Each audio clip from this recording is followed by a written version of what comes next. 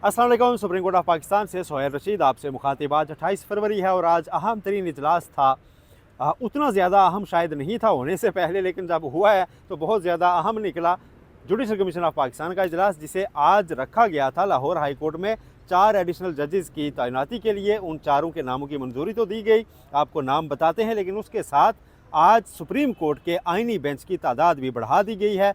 5 नए जजेस शामिल कर दिए गए हैं और पाँचों के 5 वो जजेस हैं जो हाल ही में सुप्रीम कोर्ट एलिवेट होकर आए थे। उनके नाम भी आप तक पहुंचाते हैं। और फिर सिंध हाई कोर्ट में भी 3 नए जजेस को आइनी बेंच का हिस्सा बनाया गया है, वो अभी बनने वाले जजेस भी उसमें शामिल हैं।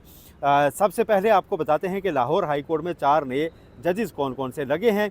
राजा गजनफर अली, तारक महमूद बाजवा, अबहर गुल खान और तनवीर अहमद शेख, ये 4 नाम हैं जिन पर कसरत राय से इत्तेफाक किया गया कि इनको 1 साल के लिए एडिशनल जज लाहौर हाई कोर्ट बनाया जाए, उसके बाद मंजूरी मुस्तकिल करने की दी जा सकती है। इसमें राजा गजनफर अली खान को 14 वोट मिले, पाकिस्तान तहरीक इंसाफ ने भी वोट किया, अबहर गुल खान को 11, तनवीर अहमद शेख को 10 वोट मिले, तारक महमूद बाजवा को कमीशन अरकान के 12 वोट मिले। और यूँ 4 नए जजेस, चारों जस्टिस आलिया नीलम जो chief justice Lahore high court हैं, उनके दिए हुए नाम, उनकी मंजूरी हो गई है। इस पर इजलास के शुरू में इख्तलाफी एक नोट दिया जाता है। पाकिस्तान तहरीक इंसाफ के दोनों अरकान barrister Gohar Ali Khan, barrister Ali Zafar, justice Mansoor Ali Shah और जस्टिस मुनीब अख्तर की जानिब से आज भी दिया गया। फुल कोर्ट बननी चाहिए, पहले इस पर 26वीं तरमीम का फ़ैसला होना चाहिए। और पुराने जजेस जो पहले से मौजूद थे 26वीं तरमीम से पहले वाले, वो वाली फुल कोर्ट बैठनी चाहिए। ये सारी चीज़ें आज भी रस्मन कही गई हैं, लेकिन ये रस्मी कार्रवाई ही होती है, उसके बाद कार्रवाई आगे बढ़ी। ये 4 जजेस जो है अपॉइंट किए गए लाहौर हाई कोर्ट में। और उसके बाद जस्टिस अमीनुद्दीन खान अपने पास 5 नाम लेकर आए थे। उन्होंने कहा जी ये 5 जज मुझे सुप्रीम कोर्ट में भी आइनी बेंच का हिस्सा चाहिए, और जस्टिस अमीनुद्दीन खान ने वो 5 नाम सामने रखे और उनकी कसरत राय से मंजूरी भी हो गई।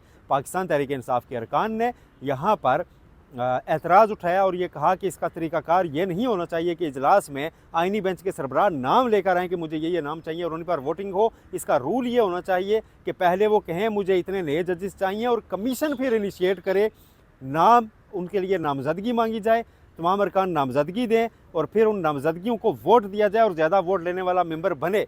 तो इस पर चीफ जस्टिस याही आफरीदी ने ज़राए के मुताबिक पाकिस्तान तहरीक इंसाफ के अरकान को यकीन दहानी कराई कि फ्यूचर के लिए हम ये रूल बना लेंगे। आज कार्रवाई ऐसे ही चलेगी और उस पर फिर जस्टिस अमीनुद्दीन खान जो नाम लाए थे एज़ इट इज़ उनकी मंजूरी हो गई है।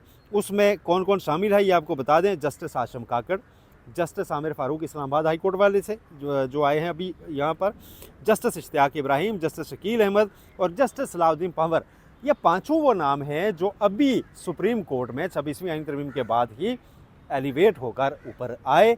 और ये जिस दिन जज बने थे उस दिन जस्टिस मंसूर अली शाह, जस्टिस मुनीब अख्तर और पाकिस्तान तहरीक इंसाफ के अरकान ने बाइकाट किया था और इनको सुप्रीम कोर्ट लाने की मुखालफत में उसी दिन वकला ने यहाँ पर मुजाहरे भी किए थे, एहतजाज भी किया था। और एक मुतालबा यह रखा गया था कि पहले 26वीं आइनी तरमीम का फ़ैसला कीजिए, उसके बाद इनको जज बनाएं। और इनमें जस्टिस आमिर फ़ारूक शामिल हैं जिनको उस सीनियरिटी लिस्ट में रखा गया था जिसे चैलेंज किया हुआ है इस्लामाबाद हाई कोर्ट के 5 जजेस ने। और ये कह रखा है, ये मौक़िफ़ और ये इस्तदा कर रखी है कि वो सीनियरिटी लिस्ट डिफेक्टेड थी, क्योंकि उसमें जस्टिस सरदार सरफराज डोगर का नाम भी शामिल था जो कि सीनियरिटी में नहीं आते।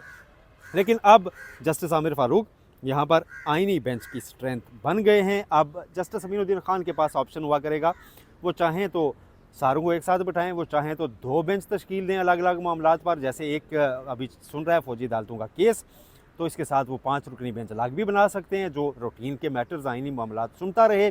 अच्छी खासी पावर अब उनके पास आ गई है। 13 जजेस और उनको रेगुलेट करने का इख्तियार, उनके बेंचेस तश्कील देने का इख्तियार जस्टिस अमीनुद्दीन खान के पास है।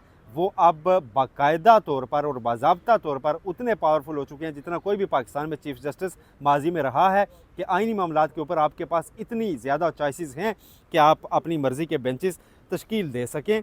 अब इसके बाद फुल कोर्ट अब कौन सी बनेगी कौन सी नहीं, ये तो आगे अब चीज़ें सामने आएंगी। लेकिन इसके साथ सिंध हाई कोर्ट के आइनी बेंच के लिए भी 3 जज नामज़द किए गए हैं। Justice Riazat Sahar, justice Nisar Ahmed Bamro, justice Abdul Hamid Sindh high court में आइनी बेंच में शामिल हो गए हैं। ये 3 अलग अलग और अहम फ़ैसले आज जुडिशल कमीशन ऑफ पाकिस्तान के इजलास में किए गए हैं।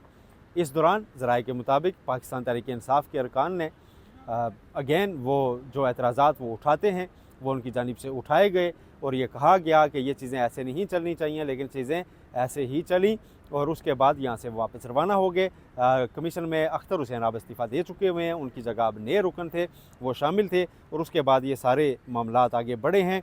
Justice Munib Akhtar, justice Mansoor Ali Shah same page पे थे पाकिस्तान तहरीक इंसाफ के अरकान के साथ, लेकिन आज अमलन अब यूँ कह सकते हैं कि अपोजिशन अरकान के पास कहने सुनने को मज़ीद कुछ बचा नहीं है।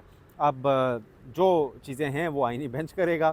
अब इस्लामाबाद हाई कोर्ट के 5 जजेस की जो रिप्रेजेंटेशन खारिज होने के सीनियरिटी के मामले पर दरख्वास्त है, अपील है जो सुप्रीम कोर्ट में, वो भी आईनी बेंच सुनेगा। ज़ाहिर है जस्टिस आमिर फारूक उसका हिस्सा नहीं होंगे क्योंकि वो नीचे फैसला दे चुके हैं, लेकिन बाकी जो जजेस हैं उसमें बैठ सकते हैं, उसको सुन सकते हैं। एक 3 रुकनी बेंच या नहीं, आईनी मामलात में वैसे 5 रुकनी कम अज़ कम बेंच हुआ करेगा या 7 रुकनी। उसके साथ 26वीं आईनी तरमीम के मामले पर अब बेंच तश्कील मेरा ख्याल है 13 रुकनी ही पाएगा दोबारा अगर जब भी बनेगा।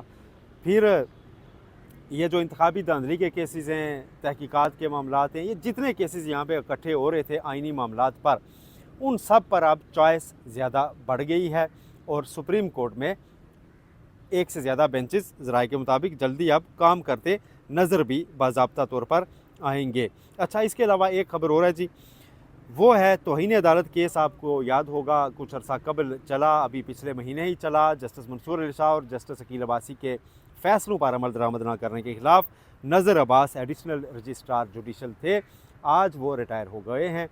पूरी इज़्ज़त व तकरीम के साथ उनको रुखसत किया गया। चीफ जस्टिस याह्या अफरीदी ने उनको खैराबाद कहा और इस मौके पर रजिस्ट्रार सुप्रीम कोर्ट भी मौजूद थे। दोनों ने उन्हें शील्ड पेश की है और अजब इत्तेफाक है कि अभी महीना पहले इन्हीं रजिस्ट्रार साहब ने उन्हें बरतरफ भी किया था उहदे से और बाद में बहाल किया था। दोनों साइड से कार्रवाई चली थी इनके ख़िलाफ़ और वो कह रहे थे कि मैं सैंडविच बन रहा हूँ इस सारी जंग में, लेकिन शरीफ आदमी थे, भले आदमी थे। आज वो रुखसत हो गए हैं और सुप्रीम कोर्ट ने एलामिया भी जारी किया है कि हमने उनकी खिदमात को सराहा भी है और चीफ जस्टिस ने उन्हें सोवेनियर भी पेश किया है।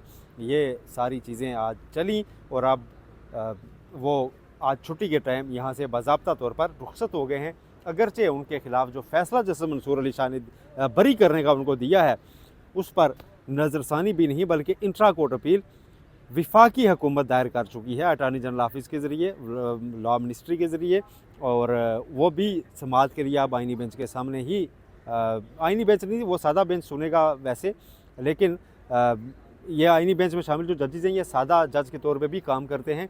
तो ऐसा नहीं कि ये 13 जजेज़ अब वो केसेस नहीं सुनेंगे, ये 13 जजेस उस स्ट्रेंथ में भी शामिल हो सकते हैं, वहाँ भी बेंचेस का हिस्सा बन सकते हैं। इनके पास अब डबल कैप है, ये सुप्रीम कोर्ट के सादा जज की भी पूरी पावर रखते हैं, ये आईनी बेंच की भी पूरी पावर रखते हैं, आइन को भी इंटरप्रेट कर सकते हैं और चीफ जस्टिस याह्या अफरीदी वो जो काम कर रहे हैं वो काम जारी रख सकते हैं। इंतज़ामी मामलात के काम हैं वो सारे वैसे ही चलते रहेंगे। ये अब तक की अपडेट्स थी। अपना बहुत ख्याल रखिएगा।